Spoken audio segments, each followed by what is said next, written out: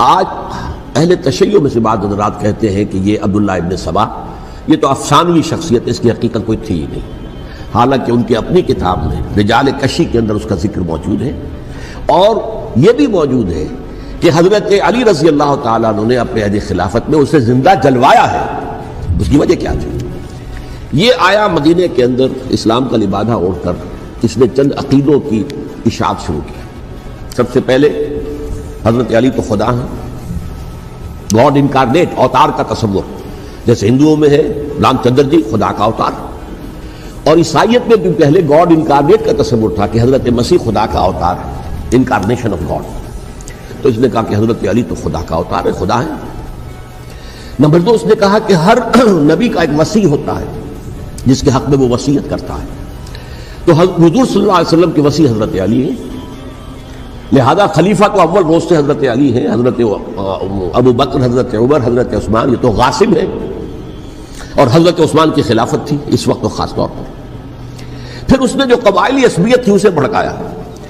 پرانی جو عصبیت چل رہی تھی قریش کے اندر، وہ دو گھرانے ایک دوسرے کے مد مقابل تھے۔ دیکھیے، ایک ہوتا ہے قبیلہ، ایک ہوتا ہے گھرانہ۔ ہمارے پنجاب میں ایک قبیلہ ہے وٹو قبیلہ، اس کے گھرانے بہت سے، مانے کے، لالے کے، سجے کے، شامت کے، یعنی کوئی لالا تھا ان میں سے بڑا، ان کے بیٹے ہو گئے لالے کے، ان کی اولاد، خاندان یہ کہلاتے ہیں۔ قبیلہ ایک، یہ وٹو قبیلہ۔ تو قبیلہ تھا قریش، اس میں گھرانے بہت تھے، بنو ہاشم، بنو امیہ، بنو تیم، بنو عدی، یہ بہت سے گھرانے تھے۔ تو چوٹی کے دو گھرانے جو تھے وہ بنو ہاشم اور بنو امیہ، ان کے درمیان چپلش تھی، مقابلہ، مسابقت، اور یہ مسابقت فی الخیر بھی ہوتی تھی۔ اگر انہوں نے غریبوں کو کھانے کھلائے ہیں تو ہم ان سے بڑھ کر کھلائیں گے، اگر وہ حاجیوں کی خدمت کرتے تو ہم ان سے بڑھ کر کریں گے۔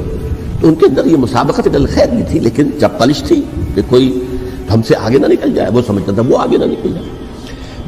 اس شخص نے اس پرانی عصبیت کو تازہ کیا کہ حضور تو بنو ہاشم میں سے تھے، لہذا خلافت حق ہے بنو ہاشم کا، یہ غاصب ہے۔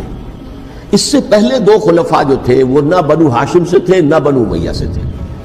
حضرت ابو بکر بنو تیم میں سے تھے، چھوٹا قبیلہ تھا۔ حضرت عمر بنی عدی میں سے تھے، وہ بھی چھوٹا قبیلہ تھا۔ یہ حضرت عثمان پہلے خلیفہ جو بنو امیہ میں سے تھے، جن کی پرانی چپکلش بنو ہاشم سے تھی۔ اب اس کو موقع مل گیا کہ پرانی قبائلی عصبیت کو بھڑکائے۔ یہ ہے اصل میں اس فتنے کا پس منظر عبداللہ ابن سبا نے جو آ کر پھیلایا ہے، اور اس کی تفصیل میں اس وقت میں نہیں جا سکتا، کیسے یہ فتنہ پروان چڑھا، کیا انہوں نے اسٹریٹجی اختیار کی، کہ یہ کیا کرتے تھے، گروہ بنا کر بھیجتے تھے لوگوں کو۔ کوفے میں جاؤ تو وہاں پر دمشق کے گورنر کے خلاف اور مصر کے گورنر کے خلاف الزامات لگاؤ، اس نے یہ کیا، وہ غبن کر گیا، وہ یہ کر گیا، وہ خیانت کر رہا ہے، وہ رشتہ داروں کو پال رہا ہے، اور عثمان کے خلاف بھی تقریریں کرو رضی اللہ تعالیٰ عنہ۔ دمشق میں جاؤ تو کوفے کے گورنر کے خلاف، کیونکہ دمشق کے گورنر کے خلاف بات کرو گے تو لوگوں کو معلوم ہوگا کہ یہ جھوٹ بول رہے ہیں، لیکن یہ کہ وہاں تو تم بات کرو کوفے کے گورنر کے خلاف اور مصر کے گورنر کے خلاف اور حضرت عثمان کے خلاف۔ مصر میں جاؤ تو بات کرو کوفے کے اور شام کے گورنر کے خلاف اور حضرت عثمان کے خلاف۔ یہ انہوں نے ایسا اٹھایا، اور اس زمانے میں آپ کو معلوم ہے ذرائع نشر و رسائی تھے نہیں، نہ اس فتنے کی پتہ چل سکا جب تک کہ وہ فتنہ جو ہے پوری طرح برگ و بار لا کر تراور درخت نہیں بن گیا۔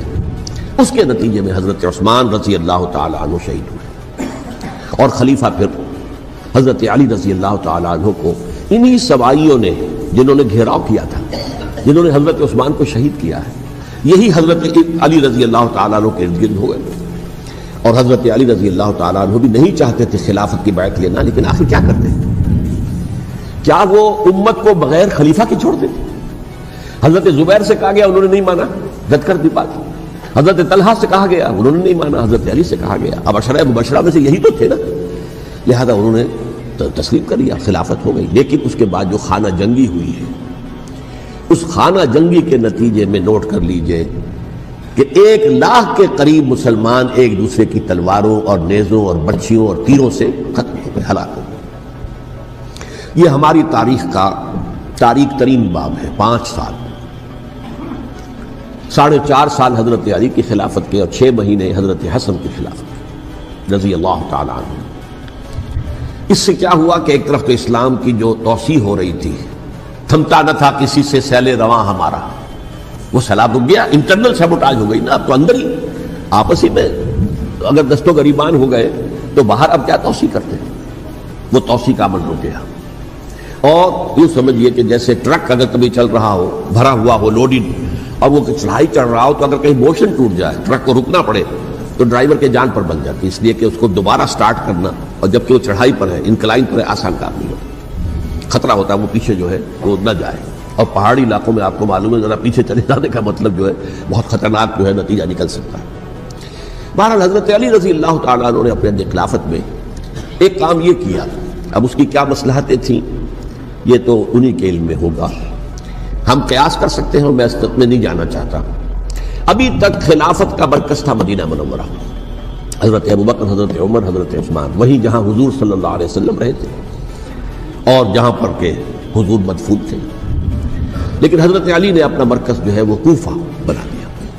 اچھا، اس کی ایک ظاہری وجہ یہ سمجھ میں آتی ہے کہ اسلام کا جو پھیلاؤ ہو گیا تھا، وہ سلطنت اتنی وسیع ہو گئی تھی کہ مدینہ منورہ بہت جنوب میں اور بڑے صحرا کو عبور کر کے جانا ہوتا تھا۔ کوفہ جبکہ ایسی مقام پر تھا کہ جہاں سے مشرقی راستہ جا رہا ہے ایران کو، عراق کے اندر تو ہے وہ شہر کوفہ، اور پھر ایران اور خراسان اور ہندوستان کو راستہ جا رہا ہے، وہیں سے شمال کی طرف جا رہا ہے، شام کی طرف اور ترکی کی طرف، اور وہاں سے پھر یہ کہ مغربی افریقہ کو بھی کنٹرول کرنا، جو شمالی افریقہ کو وہ بھی آسان تھا۔ بہرحال حضرت علی نے کوفہ کو اپنا مرکز بنایا، اور نتیجہ یہ ہوا کہ سبائیوں کا بھی مرکز وہی بن گیا، چونکہ انہوں نے اپنے آپ کو گردا گرد رکھا حضرت علی کے رضی اللہ تعالیٰ۔ اب ظاہر بات ہے کسی پرٹیکولر پرسن کے خلاف تو کوئی مقدمہ موجود تھا نہیں، بلکہ جب جنگ جمل ہو رہی تھی، ابھی جنگ نہیں ہوئی تھی، حضرت عائشہ، حضرت طلحہ، حضرت زبیر وہ لے کر آئے تھے لشکر اس مطالبے کے لیے کہ حضرت عثمان کے قاتلوں کو سزا دی جائے، قصاص لیا جائے۔ حضرت علی رضی اللہ تعالیٰ عنہ سے گفت و شنید ہو رہی تھی، حضرت علی جو ہے اس پر آمادہ ہو گئے کہ ٹھیک ہے، میں جو بھی قاتلین عثمان ہیں ان کو گرفتار کر کے سزا دوں گا۔ این اسی وقت کوفے کی مسجد کے اندر جو ہے 10,000 کا مجمع کھڑا ہو گیا، ہم سب قاتل عثمان ہیں، لو ہم سے بدلہ کہاں سے ہوگا۔ اور انہوں نے کیا کیا، جاتے ہی جنگ چھیڑ دی، جب چھڑ جائے تو یا مرو یا مارو، اس کے علاوہ تو کوئی چارہ کہاں ہوتا ہی نہیں۔ ایک رات میں 10,000 مسلمان شہید ہوئے، جن میں 2 عشرہ مبشرہ میں سے حضرت زبیر اور حضرت طلحہ رضی اللہ تعالیٰ۔ تو یہ صورت تھی، سبائیوں نے گھیراؤ کیا حضرت علی کا رضی اللہ تعالیٰ۔ حضرت معاویہ دعوے دار نہیں تھے خلافت کے، قطعاً نہیں، ان کا صرف ایک دعویٰ تھا، اور وہ یہ تھا کہ عثمان کے قاتلوں کو گرفتار کرو، یا خود سزا دو یا ہمارے حوالے کرو، ہم اس سے قصاص لیں گے۔ اس لیے کہ قبیلہ بنو امیہ کا تھا، اور حضرت ابی معاویہ بنو امیہ میں سے، تو ایک خاندانی طور پر جو ہے ہم قصاص لیں گے ان سے جنہوں نے قتل کیا ہے حضرت عثمان۔ لیکن یہاں ظاہر بات ہے کہ حضرت علی رضی اللہ تعالیٰ عنہ کی طرف سے مطالبہ یہ ہوتا تھا تم پہلے میری بیعت کرو، میرے ہاتھ مضبوط کرو تاکہ میں ان کے خلاف کوئی اقدام کر سکوں۔ لیکن انہیں یہ اندازہ تھا کہ اگر میں نے بیعت کی تو ظاہر بات ہے کہ حضرت علی تک پہنچنے سے پہلے مجھے گردن اڑا دیں گے یہ لوگ، اس لیے کہ سبائی جو ہے وہ آپ کو گھیرے ہوئے۔ بہرحال ایک عجیب الجھاؤ، ایک ڈائلیما تھا جس کی وجہ سے یہ جنگ چلتی رہی، اور حضرت علی رضی اللہ تعالیٰ عنہ کو انہی کے شیعان علی ہی کے اندر سے وہ جماعت علیحدہ ہوئی تھی جس کو ہم خوارج کے نام سے جانتے ہیں، اور ایک خارجی ملجم ابن ملجم ہی نے حضرت علی کو شہید کیا رضی اللہ تعالیٰ عنہ۔ پھر حضرت حسن رضی اللہ تعالیٰ عنہ، اب دیکھیے کس قدر صحیح بات تھی جو حضرت علی رضی اللہ تعالیٰ عنہ نے فرمائی جب ان سے کہا گیا کہ کیا ہم آپ کے بیٹے حسن کے ہاتھ پر بیعت کر لیں رضی اللہ تعالیٰ عنہ۔